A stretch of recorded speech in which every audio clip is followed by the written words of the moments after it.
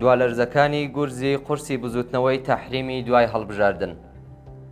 گوشاری بزوتنەوە کۆمەڵایەتیەکان و پەرەسەندی نەفرەت و ناڕەزایەتی لە ڕژیمی کۆماری ئیسلامی لە کۆتاییدا خامنەی ناچار کرد تا پرۆسەی پاکردنەوەی حاکمیەت لە نێوەی ڕێدا ڕابگرێت.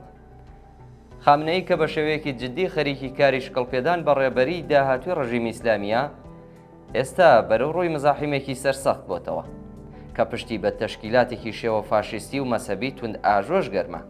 ئەمڕۆتەش خۆی بۆ بەدەستەوە گرتنی دەسەڵاتی دوای خامنەی ئامادە دەکات.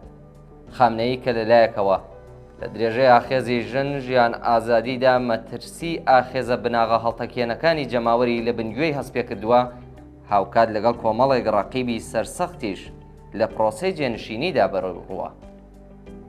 بینینی نیشانەکانی وەها مەترسیەک لە هەردوو لاوە بوو کە خامنەی وادار کرد پەنابەرێتە بەر ڕێفۆرمخوازانی حکوومەتی و بە کەڵک وەرگرتنی ئامرازی لێیان لە ئارامشێکی ڕێژەیدا بابەتی جێگرەوەی خۆی کۆتایی پێبێنێ.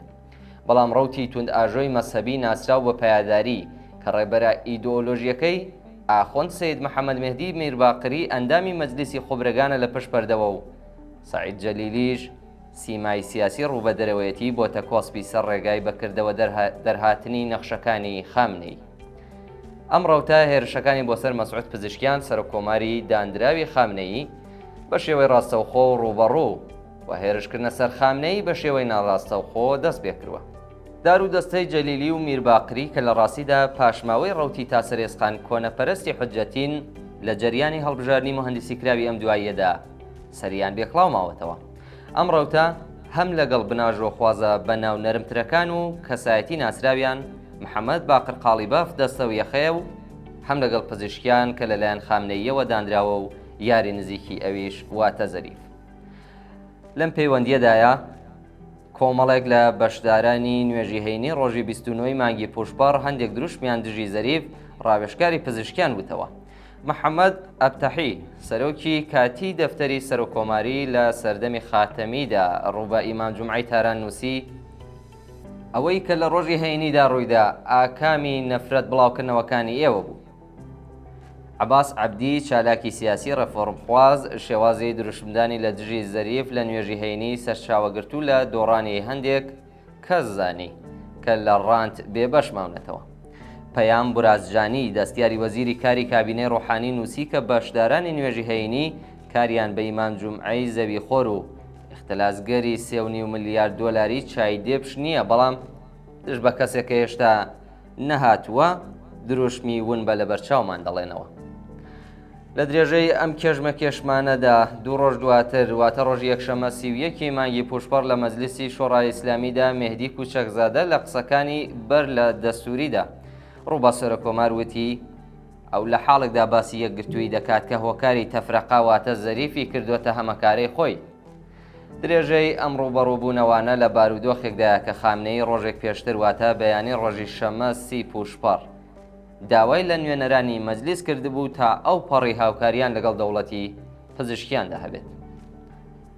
ڕاگەیەنەرەکانی سەربارە فۆرمخوازانی دەوڵەتیش هێرشیان کردە سەربەرەی ڕەقیب.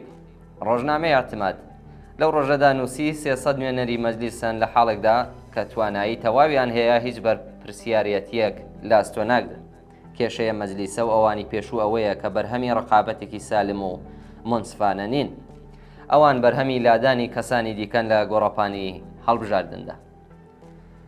ڕاگەیەنەرەکانی نزیک لە باندی قاڵیبافیش بەنەوبەی خۆیان ئاگرینیان کۆکیەکانیان باوەشێن کردووە. بۆ نمونە ڕۆژنامەی جەوان سەربەسپا نووسی وەزیری کاروباری دەرەوەی پێشوو لە وتوێژەکانی بەرجامدا داکۆکی لە بەرژەوەندیەکانی ئەمریکا کردووە. زەریف ڕۆژی 31 مانگی پوشپەڕ لە فەرهەنگسەرای ئەندیشە لە سوخەنڕانیەکدا وەڵامی نەیارانی دایەوە. ئەو نەیارەکانی بە لایەنگری سیاسەتی هەڕەشە میحوەر و پزیشکیانی بە پشتیوانی سیاسەتی دەرفەت میحوەر ناساند و وتی کە هەمووان هەڵەمان کردووە، بەڵام ڕوونی نەکردەوە هەڵەکان چی بوون. دیارە وەزیری دەرەوەی پێشوو هیچ ئاماژەیەکی بەم ڕاستیە نەکرد کە کۆماری ئیسلامی لە بنەڕەتەوە پرۆژەیەکی بورژوازی ئێران و ئیمپریالیستە ڕۆژاواییەکان بووە بۆ بەرەنگاربوونەوەی شۆڕشی کرێکاران، ژنان، لاوان و بەگشتی خەڵکی ئێران. ناکرێت چاوەڕوانی لەم نوێنەرەی بورژوازی هەبێت کە تووشی ڕۆژڕەشیکردنی خەڵکی ئێران لە وڵاتێکی دەوڵەمەندە بە هەڵە بزانێت، وێرانکردنی ژینگە بە هەڵە بزانێت، بە کۆیلەکردنی ژنان، بە خوڕافەکردنی زانستی ئینسانی و ئاموزش و کوشتنی تواناییەکانی بە ملیێن کچ و کوڕی ئەم وڵاتە بە هەڵە بزانێت. ئەو سوخەنڕانی دواتر واتە عەباس عەبدی مەیدان نەدان بە کەرتی تایبەت و دژایەتیکردنی دەوڵەتی ئەمریکا بە هەڵەیەکی سەرەکی ڕژیم دەزانن. شەڕێک کە لەسەرەوە دەستی پێکردووە شەڕێکی جددی و چینایەتیە. هەر لەبەرەوەشە کە وتەی وەحدە تەڵەبانەی خامنەی بەردەوام وەک کەفی سابوون بەسەر دەریایەکی پڕشەپۆلەوە بێکاریگەری دەمێنێتەوە و نابێتە هۆکاری یەکگرتووی و بەڵکو لێک هەڵوەشانی زیاتری بە شوێنەوە بێت. خەباتی ڕوو لە پەرەسەندنی کرێکاران، ژنان، دادخوازان، خانەنشینان، لاوان، چالاکانی ژینگە و بەگشتی ئازادی خوازانەی نەیاری ستەم و چەوسانەوە لەسەر ناوەڕۆکی شەڕێکی لە نێوان باڵەکانی گیرۆدەی داوی ئەو گەورە قەیرانانە دەستی پێکردووە. سەرتاپەی ڕژیمی ئیسلامیان کردووەتە ئامانج. جەماوەری سەرکەوتوو دوای ڕژیمی ئیسلامی نظامێکدا دەمەزرێنن کە ئینسان ئازادی خوازەکان تێیدا بە پشتبەستن بە ئاخرین دەستکەوتەکانی زانستی بەشەری و هاوکاری سەرجەم مرۆڤ و ئازاد ئەندێشەکان لە دنیادا خۆیان و کۆمەڵگاکەیان لە شەڕ واژاوە ڕزگار دەکەن.